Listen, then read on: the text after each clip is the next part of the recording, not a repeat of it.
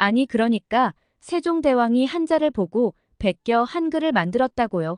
여기 한 중국 학생의 근거 없는 헛소리에 일침을 날리는 한국인 유학생이 있습니다. 교수님이 한글 키보드를 극찬하자 화를 참지 못하고 헛소리를 해대던 중국 남학생은 논리로 받아치는 한국 여학생의 말에 입도 뻥끗 못하고 얼굴이 달아오르는데요. 자랑스러운 우리 한국 여학생의 이야기를 한번 들어보러 가겠습니다. 안녕하세요. 저는 미국 하버드에서 공부를 하고 있는 피비라고 합니다. 집은 영국인데 하버드까지 유학을 와서 공부를 하고 있어요. 그런데 제겐 조금 불편한 점이 하나 있는데 저는 휠체어를 타고 다니고 있어요. 사실 어렸을 때 저는 수영 유망주였습니다. 체조 선수였던 부모님을 따라 어렸을 적부터 여러 운동을 접했는데 저는 수영이 정말 좋더라고요. 그래서 초등학교 시절 내내 수영장에 살았을 정도로 열심히 연습하기도 했어요. 꼭 국가대표가 돼서 금메달을 목에 거는 게 목표였거든요. 그러던 어느 날 유소년 수영대회에서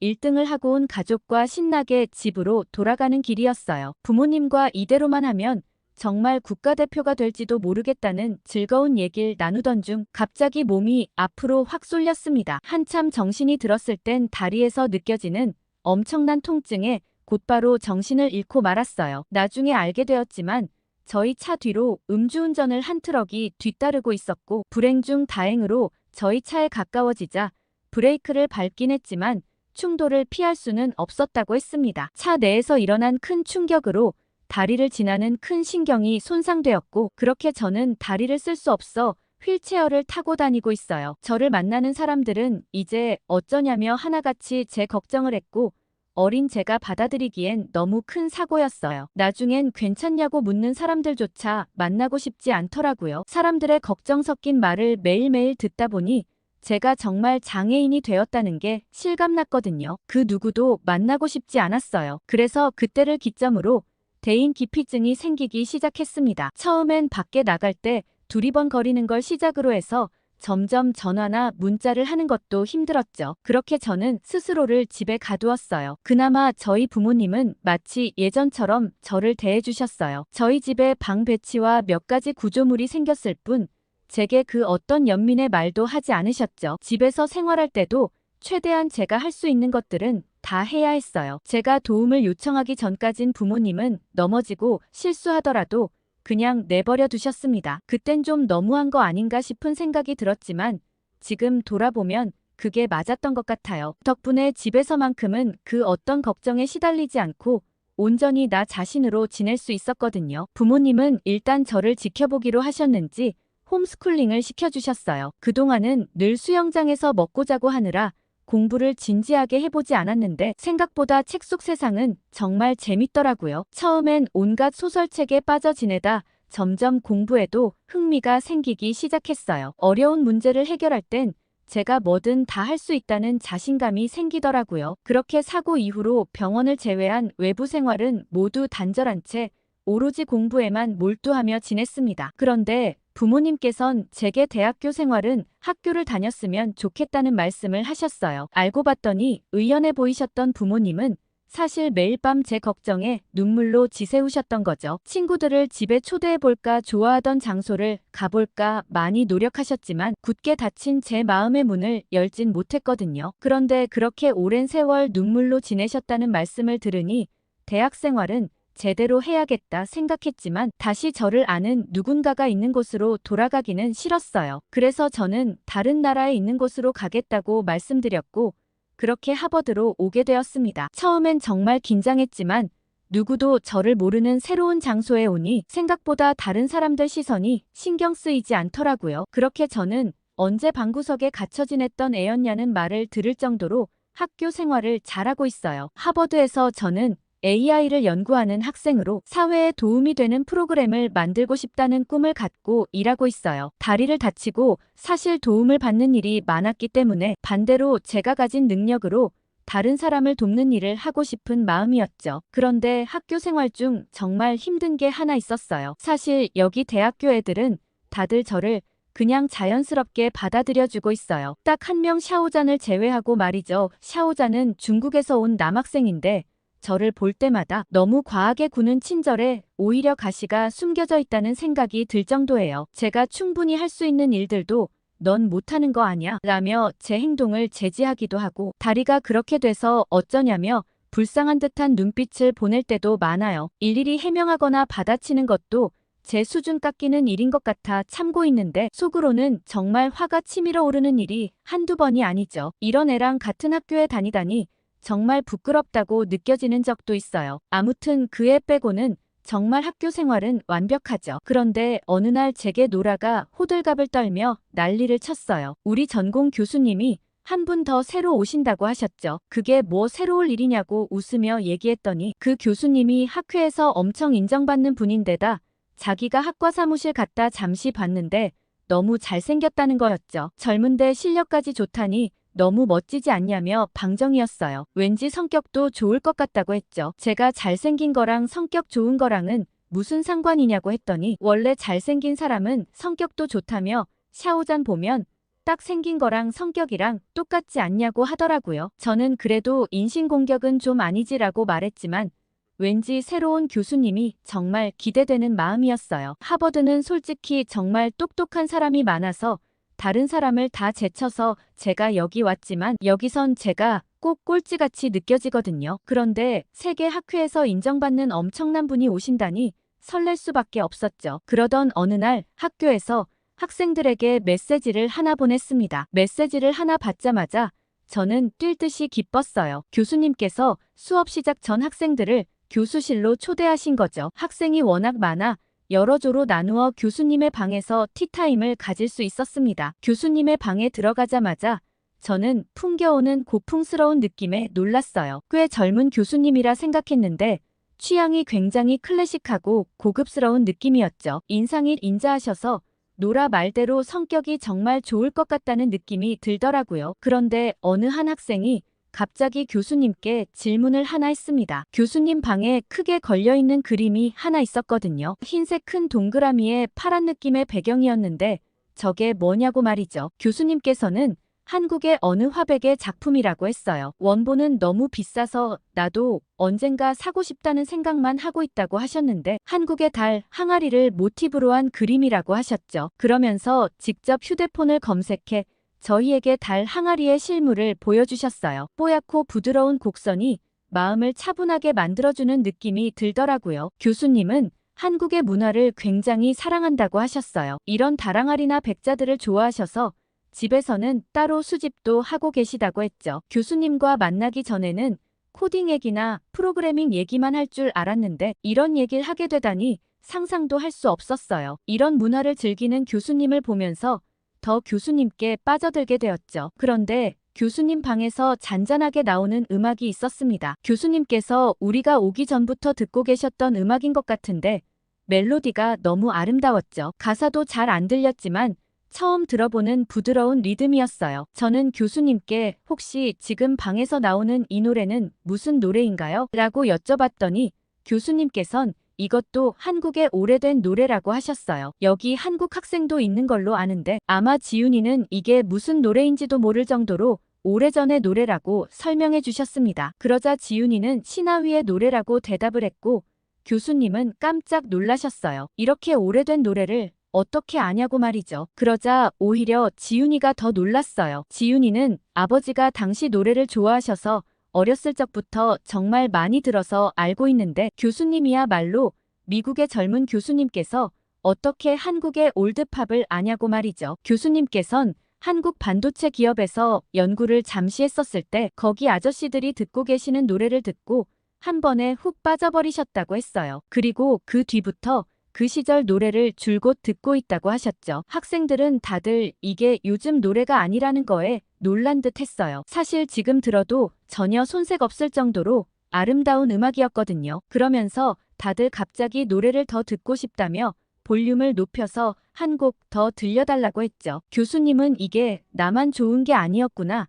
어린 너희들도 좋아하다니. 역시 한국 음악은 세계를 관통하는 게 있다시며 노래를 하나 더 틀어주셨습니다. 저는 요즘 유행하는 한국의 K-팝도 정말 즐겨 듣지만 오히려 한국의 옛날 노래들이 진짜 멋지더라고요. 이런 음악이 사람들에게 알려지기만 한다면 오히려 더 유행할 거란 확신이 들었죠. 노래가 끝나자 지훈이는 가사 내용을 설명해 주었어요. 그러고선 한글은 정말 표현이 다양해서 차마 영어로 설명하지 못하는 그런 애절한 감정이 담겨 있다며 한국의 옛 노래 가사들은 가사가 직설적이지 않고 비유가 많아 꼭 시적이라는 얘기를 했죠. 저희는 그날 교수님 방에서 들었던 신하위와 산울림 그리고 김현식의 노래들을 휴대폰에 하나하나 적어갔습니다. 그리고 집에 돌아오는 길에 다시 한 번 더 들어봤죠. 그리고는 교수님이 정말 친근하게 느껴졌어요. 그리고 교수님의 첫 강의 날 저는 일찍 도착해 맨 앞자리에 앉았습니다. 교수님께는 공부 외에도 배우고 싶은 것들이 정말 많다는 생각이 들었거든요. 저희 팀 말고도 다른 학생들도 교수님과의 사전 티타임을 통해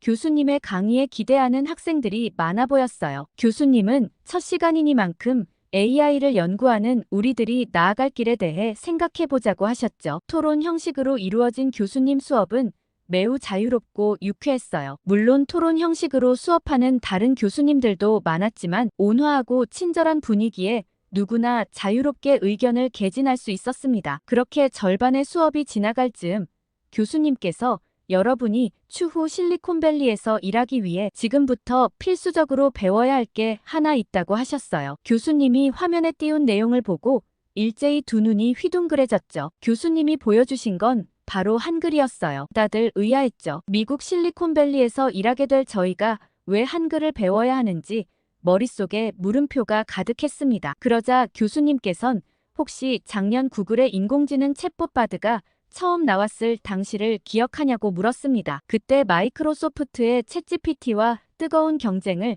처음 시작했던 타이밍이었죠. 그러나 정말 특이했던 건 구글에서는 바드를 한국어로 먼저 사용하게 했다는 점이었어요. 교수님께선 구글에서 한국어 서비스를 먼저 하는 데는 단순히 보여지는 이유만 있는 게 아니라고 하셨습니다. 그 안에 더 큰 비전이 숨겨져 있다고 하셨죠. 한글의 가장 큰 장점은 컴퓨터에 입력했을 때 가장 빠른 정보 처리가 가능하다고 하셨습니다. 컴퓨터로 입력할 때는 물론 AI가 학습하기에도 완벽한 언어라고 하셨죠. 그래서 구글은 빠른 입력이 가능해 디지털화에 뛰어난 한글 체계를 도입해 시장 점유율을 높이는 동시에 한국의 뛰어난 인재들이 AI를 활용한 시스템을 개발할 기반을 마련하는 게 목표였다고 하셨죠. AI 기술력을 구현하기 위한 반도체나 메모리는 한국 기술력 없이는 불가능하기 때문이라는 말을 덧붙이셨습니다. 저는 단순히 한국은 워낙 인터넷 보급률이 높고 스마트 기기에 대한 국민적인 이해도가 높아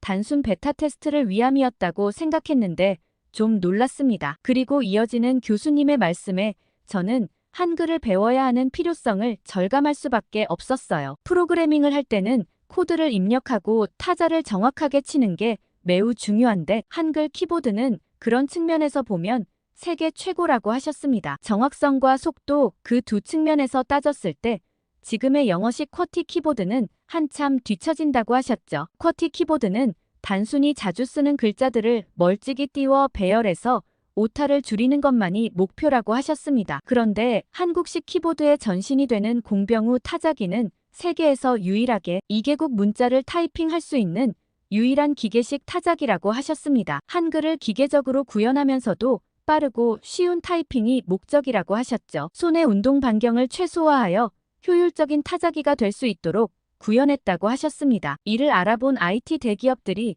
하나, 둘 한글 타자기를 본격 도입하려고 하고 있다고 했죠. 애플 역시 한글 키보드에 대한 업데이트를 주기적으로 하며 유저들의 반응을 실시간으로 반영하고 있다고 했어요. 이런 현상은 비단 애플뿐만이 아니라고 하셨죠. 당연히 처음 접할 때는 좀 노력해야겠지만 이건 세계화의 흐름이기 때문에 지금부터 미리 배워두면 추후 편하게 일할 수 있을 거라고 조언해 주셨어요. 그리고 교수님은 한글은 언어와 음성이 결합되어 독특하고 아름다운 디자인적 요소를 가지고 있어서 디지털 시대의 UX의 관점에서도 가능성이 무궁무진하다고 하셨죠. 그러자 갑자기 뒤에서 교수님을 크게 부르는 소리가 났습니다. 샤오잔이었죠. 저는 얼굴만 보고서도 표정이 잔뜩 찌푸려졌어요. 저에게 워낙 무례하게 하는 학생이 강의실 수업 중에도 저런 태도를 보였기 때문이죠. 그러면서 샤오자는 교수님께 도둑질만 일삼는 한국에 그린 한글을 그렇게 높게 치시는 이유가 뭐죠? 하고 질문했습니다. 다들 도둑질만 일삼는다는 말에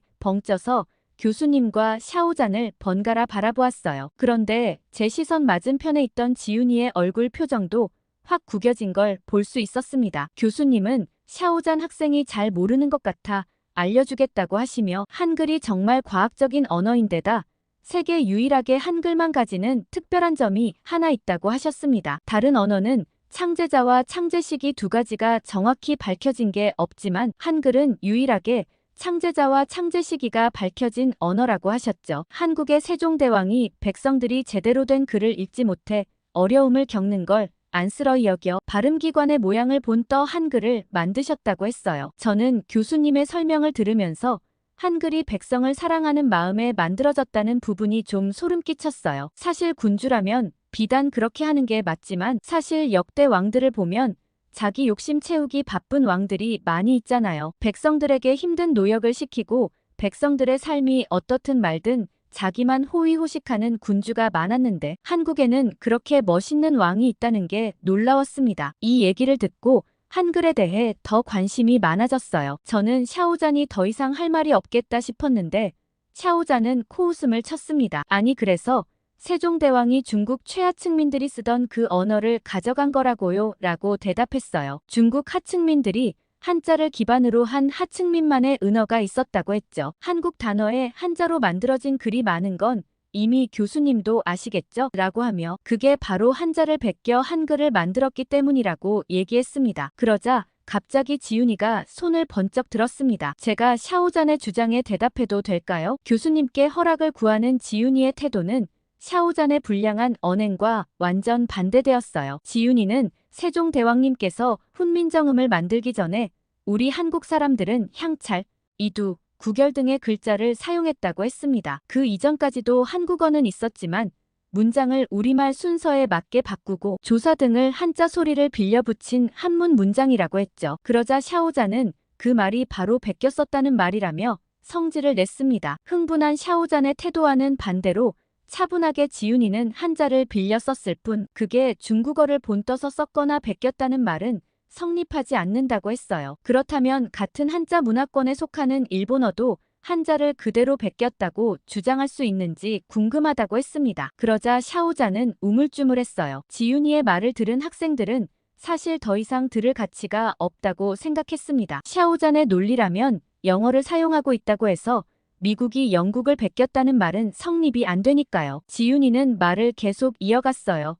한자 문화권에 속했던 나라였을 뿐 샤오잔의 주장은 한자와 중국어를 동일시하여 착각하고 있는 것 같다고 말했죠. 그리고 세종대왕님의 한글은 세계 언어학자들도 인정하고 있는 문자인데 그 학자들의 주장을 전부 반박하는 거냐고 물었습니다. 샤오잔은 중국어가 한자고 한자가 중국어지 그게 그거 아니냐고 했어요. 그러면서 갑자기 교수님은 한국 사람도 아닌데 이렇게 한국 얘기 계속하시고 혹시 한국에서 돈 받으셨어요? 라고 엉뚱한 곳으로 화살을 돌렸어요. 순간 강의실은 찬물을 끼얹은 듯한 분위기가 되었습니다. 그러자 교수님께선 샤오잔 학생이 지금 잔뜩 흥분해서 본인이 무슨 실수를 저지른지도 잘 모르는 것 같다고 하셨어요. 첫 수업이니만큼 이 일을 크게 만들고 싶지 않다고 하시며 이번 한 번은 아량으로 넘어가 줄 테니 본인의 잘못을 안다면 학과 사무실로 가서 기다리라고 했죠. 샤오잔의 여자친구가 샤오잔을 마구 끌어안치며 문 밖으로 밀어냈습니다. 그러고 얼마 지나지 않아 강의 시간이 마무리됐죠. 교수님께선 오히려 샤오잔 때문에 이번 기회에 여러분이 한글에 대해 더 많은 지식을 알게 된 것 같아서 나쁘지 않은 것 같다는 생각도 든다고 하셨습니다. 그리고 다음 시간부턴 다시 전공 공부를 위해 박차를 가해보자고 하시곤 강의를 마무리하셨어요. 교수님의 신사다운 태도와 기품이 느껴지는 마무리였습니다. 저는 안 그래도 눈엣 가시였던 샤오잔을 논리로 이겨버린 지윤이가 너무 멋있었죠. 이전 한국 노래를 알려줄 때도 뭔가 마음에 드는 친구였는데 더 관심이 생겼습니다. 그래서 가방을 얼른 정리하고는 지윤이에게 다가갔습니다. 저는 지윤이에게 다가가 오늘 정말 멋있었다고 했어요. 그런데 지윤이와 얘기를 나누는 중에 지윤이의 가방에 달려있는 물건에 눈길이 확 갔습니다. 저는 이게 한글이냐고 물어봤죠. 그러자 지윤이는 한글로 자기 이름을 키링으로 만들어 달고 다니고 있다고 했어요. 집에 3D 프린터기가 있는데 그걸로 만들었다고 했습니다. 저는 동글동글한 한글이 정말 귀여웠어요. 교수님이 한글은 디자인적 관점에서도 매우 뛰어나다고 하셨는데 그게 이런 걸 의미하는구나 싶었죠. 교수님이 보여주신 PPT에서 봤던 딱 떨어지는 한글과 지윤이가 만든 한글은 서체에 따라 분위기나 느낌이 확연히 달라진다는 걸 느낄 수 있었어요. 저는 혹시 내 이름도 한글로 한번 써줄 수 있겠냐고 물었습니다. 지윤이는 한글에 대한 관심이라면 얼마든지 환영이라며 공책에 제 이름을 한글로 써주었어요. 저는 꼭 아이콘같이 생긴 한글로 적힌 제 이름이 마음에 들었죠. 그러자 지윤이가 우리 집에 놀러 올래? 너도 키링으로 만들어줄까? 하고 물어봤습니다. 저는 정말 좋다고 얘기하며 내일 지윤이의 집으로 가기로 했죠. 그러고 집으로 가는 길에 엄마와 통화를 하다 내일 저녁은 친구 집에서 먹기로 했다고 말했어요. 그런데 갑자기 엄마가 아무 말도 없으셨어요. 흐느끼는 소리밖에 들리지 않아서